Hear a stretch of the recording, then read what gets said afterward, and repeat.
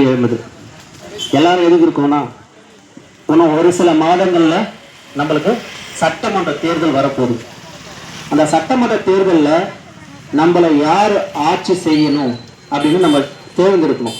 நம்மளுக்கு முக்கியமாக சொல்ல போனால் யார் வேணாம் அப்படின்னு நீங்கள் தேர்ந்தெடுக்கணும்.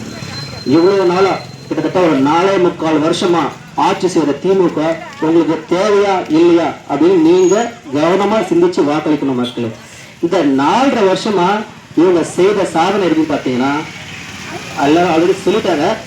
இந்த டாஸ்மார்க் வச்சுதான் இவங்க வண்டியே ஓடுது. ஓகேங்களா? இந்த டாஸ்மார்க் ஒழிஞ்சா லட்சக்கணக்கான குடும்பங்களுக்கு விடியல் வரும். இவங்க விடியல் ஆட்சி அப்படின்னு சொல்லுவாங்க. ஆனா யாருக்குமே விடியல் இல்லை. விடியல் பயணம் போடுறாங்க, யாருக்குமே விடியல் இல்லை. எங்க பார்த்தாலும் டாஸ்மார்க், குடி, கஞ்சா, போதை. இதனால என்ன ஆகுது? பாதுகாப்பா யாராவது இந்த ரோட்ல போக முடியுமா? எந்த ஒரு பெண்மணியோ ஒரு பொண்ணோ ஒரு 10 மணிக்கு இறங்கி வர முடியுமா? அவங்க அப்பாவோ அண்ணனோ தம்பியோ இறங்கிதான் கூட்டிட்டு போகணும். ஏன்னா இந்த இடத்துல நல்ல ஒரு பஸ் வசதி கூட கிடையாது. டைமுக்கு தான் பஸ். இங்க இவ்வளவு மக்கள் இருக்காங்க. இவங்களுக்கு சாலை வசதிகளும் அங்கங்க கிடையாது, பஸ் வசதியும் கிடையாது.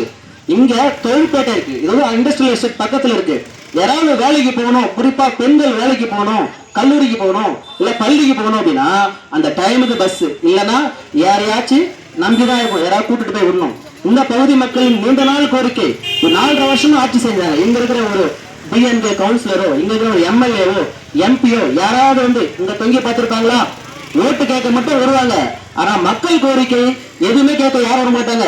அவங்களுடைய பிரதிநிதி இங்க திமுக ஆட்சி தான் செய்யறாங்க. யாராவது நீங்க மனு கொடுத்து அந்த மனு சேர்த்திருப்பாங்களா?